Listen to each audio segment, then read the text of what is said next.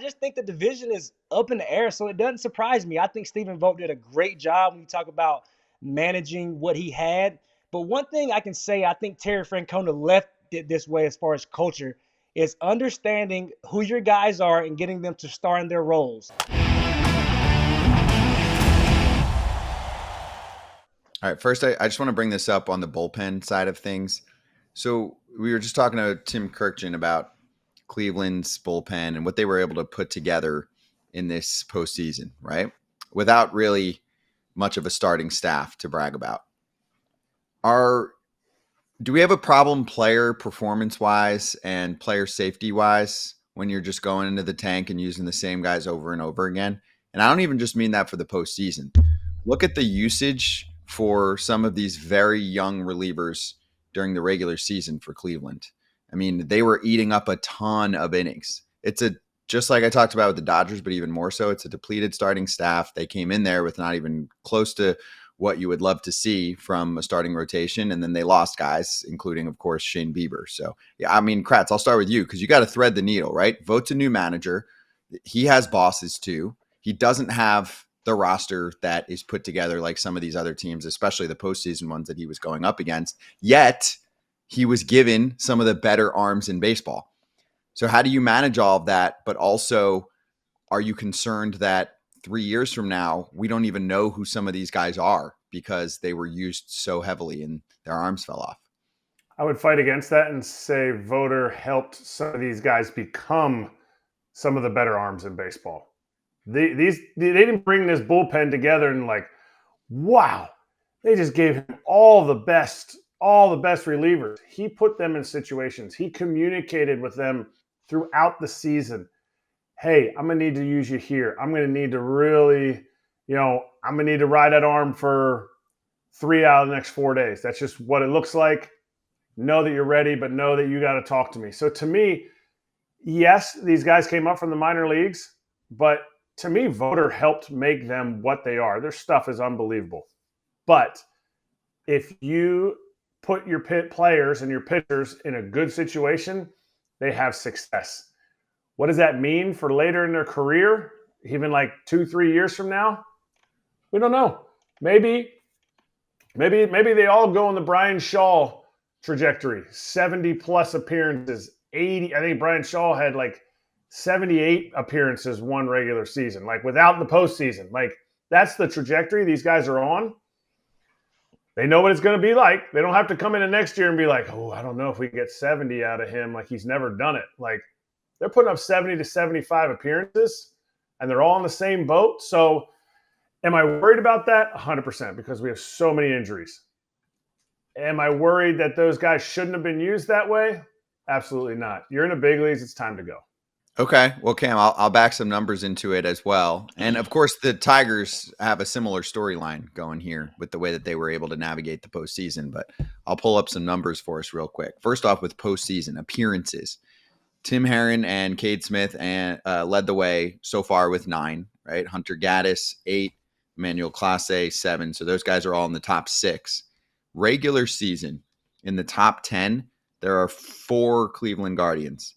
Gaddis, Herrin, Clase, who's pitched, enough in the bigs at this point. I give him a little bit of a kind of different look here, and Cade Smith's on this list as well. Does that what do you got, Kratz? You want to stop me here? But why is Clase has been in the big leagues, so his arm is built up from season to season. Like he's got more mileage. These dudes ain't got no miles. They're driving them like a rental car.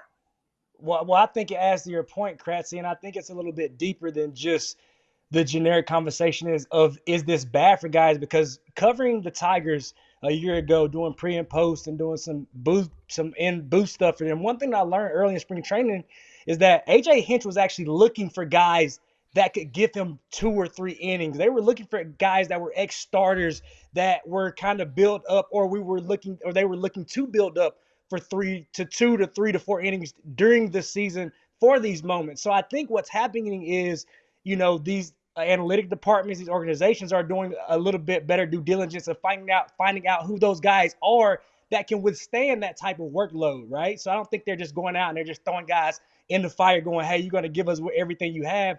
when you talk about Stephen Vogt, when you talk about AJ Hinch, just like Kratzy said, one thing they're really good, like Tim Kirshen just mentioned, they're really good at communicating. And sometimes communicating is just as important as running guys out there. If guys know their role and know what you expect of them, and you communicate that with them, it's a little bit easier for them to get through all of those innings. So I think the Guardians have done a really good job of player development, knowing that, hey, when we're building guys up in the bullpen in the minor leagues, we're building them to be able to throw 2 or 3 or 4 innings if they need to. So I think these guys are more prepared and more ready than they have been in the past, instead of just loading these guys up like we saw the Yankees of the past, the Rays of the past, due to their bullpens and guys get worn out. I think guys are more prepared to come into these situations now.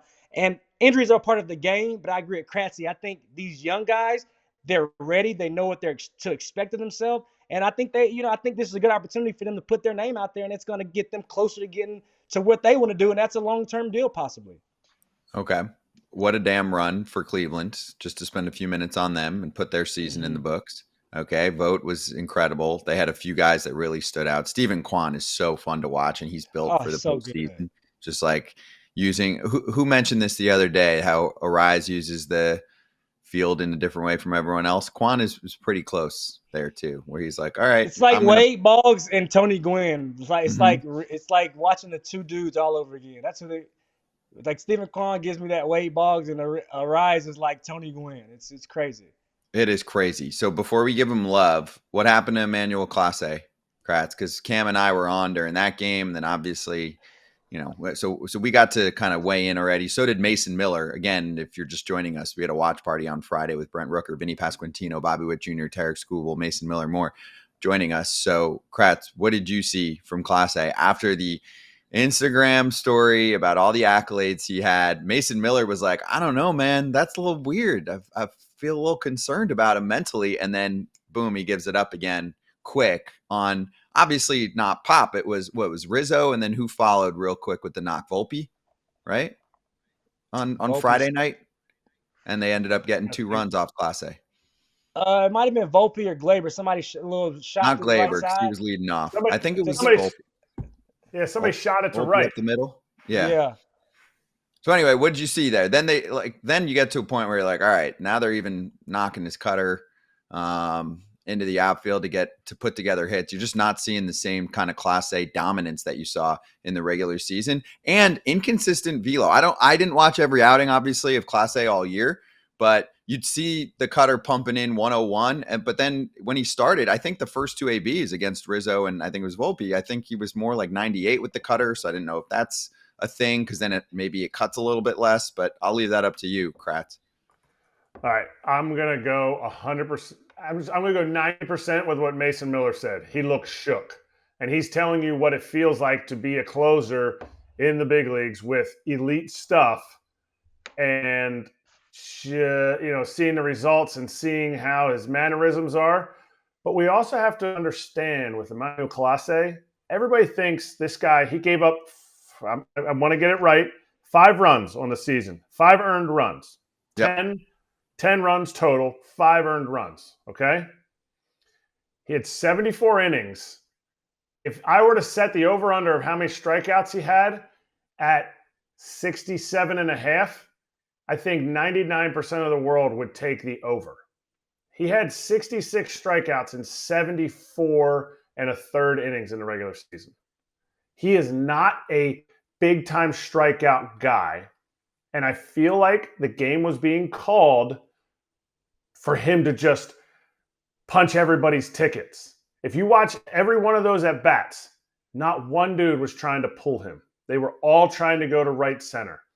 And without throwing the ball in enough, I know his ball's cutting, so it's like, oh, well, we can't throw the ball in because if we throw the ball in and it's going to leak over the plate, we want to stay away and make it leak off the plate.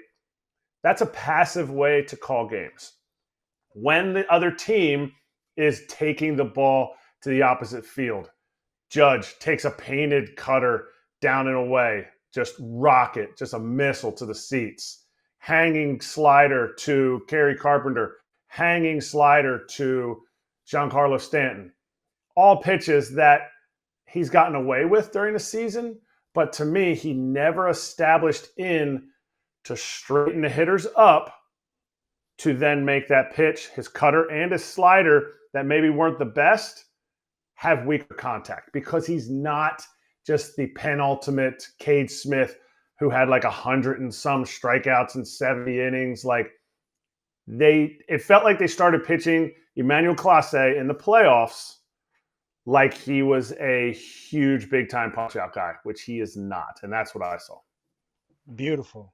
Beautiful. You couldn't explain it better. You're absolutely right. One thing I've said, did you ever get a chance to face him, Kratzy? No, he was in the minor leagues. I just missed him. Even if you don't, Kratzy just said it so beautifully. As a right-handed hitter, especially, you can look out over. Like, you can eliminate middle end. And what happens in the playoffs, and I continue to say it, you're seeing team at-bats, right? During the season, yeah, you want to win, but guys are still trying to get theirs. Right now, you're seeing team at-bats where guys are going, hey, one-on-one, cut her out over. Hey, pass the baton. Let's get the pitch count out. Let's get hits. Let's get as many knocks as possible. And that's where I think when you don't have this type of strikeout stuff, like Kratzy just said, I think they got carried away with the stuff of Emmanuel Clase, but forgetting who he actually was. And I think you just explained it beautifully. You couldn't say it any better. Absolutely. Okay, I love that. All right, now let's talk nice about Cleveland and what they were able to put together. If you look at that roster entering the season, how many people had them making an ALCS? Well, if you talk about, I still stand on it. The Central is still one of the weaker divisions, in my opinion. I know a lot of people probably picked the Twins, but I think when you just look at it, for me, I picked the Tigers at the beginning of the year. That didn't happen, but they turned it on late. I just think the division is up in the air, so it doesn't surprise me. I think Stephen Vogt did a great job when you talk about managing what he had. But one thing I can say, I think Terry Francona left it this way as far as culture, is understanding who your guys are and getting them to star in their roles. And one thing that Cleveland does every single year, they get guys who understand what they do extremely well. They stick to it, and it creates a great team atmosphere. And that's how they win those one-run ball games, those close ball games, along with preparing guys, like Kratzy said, to be ready when they come up to pitch at the back end of the bullpen, at the big league level. So I give Stephen Vogt a lot of credit, but I think it's a culture that was already established when he got there. He did a great job of continuing to carry that on, if you ask me. And I had the Tigers winning the division also. So me and Cam, we think alike in that realm, but we don't think alike in the fact that I think the AL Central was not as weak as people put it out there. Or I should say it was not as weak as the Twins thought the AL Central was. And that's why they didn't make any added adjustments, because they figured they were going to walk away with this division again. I think the American League West is the weakest division, but that's for another story. That's for another argument. But I think this division is now all of a sudden, while you might say it's weak, minus the White Sox, this is a tremendously competitive division. I know the Twins aren't going to do much. The Tigers are going to they're going to run back what they have, plus they're going to add. And I think the Royals have shown that this team that they built wasn't just a bunch of one-year deals. They want to win for the next 3 years and hopefully for the next 10 when Bobby Witt's still in his prime. So the Guardians are going to have to run it back, and they're going to have to get starting pitching. I know Bieber needed to be healthy. McKenzie needed to be healthy. Everybody has injuries. They needed to get those injury depth pieces. And they didn't have it, so that's what they need to do from here on out. You know what I'm also learning? The White Sox are screwed for a while, because the Tigers, I think, are going to spend a little this offseason, and make sure you check out Tiger Territory. They're already talking about that, one of our shows in the FT fam. The Cleveland Guardians just made it to the ALCS, and you'll listen to Hot Sheet later if you're interested, the Baseball America show that actually has just moved now to 3:30 p.m. Eastern time live on Mondays. So after our show ends in like 10 minutes, Dodgers Territory is on, and then Baseball America Hot Sheet, if you want to go check that out. It's going to be a good one today. We're going to talk about, Final Four teams and what their farm systems look like. And I was on the meeting this morning for the show, and they're like, Cleveland's good. And I'm like, what stands out? And they're like, position players. And I'm like, perfect. Some bats for Cleveland. That's what they need, right? Some more big Christmas, John Kenzie Noels maybe in the system for Cleveland. Some more athletes too to fill some of the infield spots. So anyway, we'll talk more about where they're at. The Minnesota Twins, I mean, definitely had a terrible collapse, but they're not a bad team. And they're going to have a new ownership group that's going to come in and not be cheap as hell. I mean, it's a lock that MLB's trying to let in better people nowadays when they're able to make choices. So that helps. And the Royals, like you said, Kratz, are in pretty good shape. So I'm like, damn, White Sox are going to have work to do. This I just thought of it because you were just talking about the Twins, the Guardians, the Tigers. Maybe we should give more love to Bobby Witt Jr. He had to face all of those bullpens way more than anybody else. Mm-hmm. Those bullpens absolutely come after you. And I know the Twins, Yohan Durand wasn't quite what he was the year before. They're bringing some dudes out of that pen. And Bobby Witt still had success in that division. You're right. So anyway, great season for Cleveland to wrap things up. I mean, Jose Ramirez is still a stud. Naylor obviously didn't have the dream postseason, came on a little bit more late, but you wanted more power out of him after a really, really strong year with the bat. What did he end up with? 35-ish homers in that range? I think it was under 35, but he definitely got over 30. Yeah. He had over 100 stakes. He definitely, great. Until the last game there, he was kind of non-existent. He should get better. Mm-hmm. And I'm saying he's been pretty good. You think he trends up, and I think they possibly might have the catcher of the future because Bo Naylor had some big playoff postseason at bats, and I know he struggled during the regular season, but he showed that he possibly could be a piece when you talk about manning that rotation. So you got some nice pieces. I like Manzardo. I like what they've done. I really do. Yeah, Rocchio had a great showing. Mm-hmm. So, dude, Rocchio had like a little mini Quan to him with the way that he was at times showing off the contact and work in the field. I know he had a couple mistakes, but overall, he's a pretty elite defender if you watch him all year. I need to see Bo Naylor take the next step. I think he has. Where is that? I really think it's how he controls the speed of the game. He's fortunate. He has Stephen Vogt, who caught for a long time in the big leagues. Craig Albernaz is I think he's the bench coach for Voter. He does, and Sandy's there, but Sandy's always there. Like Sandy's been with him for a minute now. So Sandy's awesome in that stuff. He has guys around him that he needs to take that next step. He needs to take the Gabriel Moreno next step that Gabby took when they went to the playoffs, because your team will only go as far as your game calling and your pace of game behind the dish. And people will say, they got pitch clock, whatever, there's no pace of game.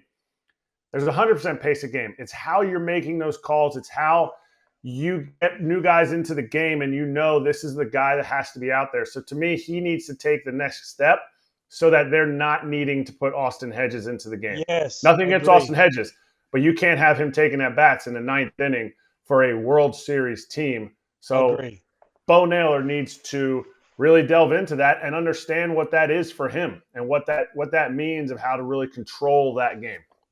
And last thing here, because we had the Class A Mariano talk from a few weeks back. Let's just show Mariano's contributions in the postseason.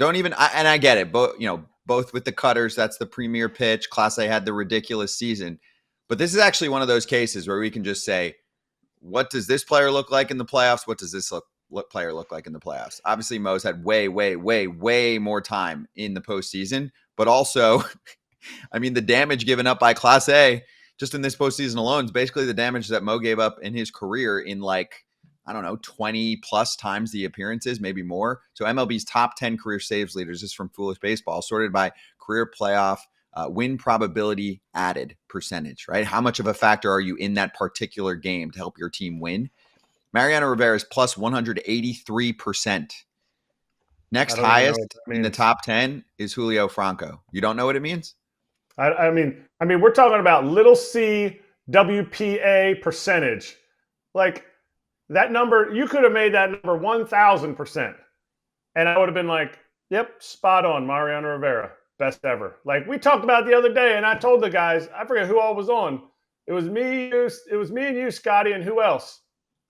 Trevor? Talking about Hedges. Was it Frazier? No, maybe Frazier. Why? What'd you say? Just remind I everyone. said, real why quick. are we even talking about that? We are giving too much credit. We are losing. I could see our followers just going down. They were just unfollowing us by talking about what Austin Hedges said. Look, Austin Hedges is supposed to say that about his guy. It's not even close. Hedgie never faced. Let me think. No, Hedgie never faced Mariano Rivera. So I'm glad that Hedgie said that about his guy, but look, we won't ever see. In our lifetime, we will never see Mariano Rivera again. That is why he was a unanimous Hall of Fame vote first time in. I think the only one, right? I don't know. I don't know if one other person did. I don't honestly care that much about it because one person out of 1,000 can ruin it. I think there's a lot more to MVP since it's only a much smaller voting contingency. But yes, I mean, he is the dude. So that's just part of many that show he was on another planet in the postseason. Hey, everybody.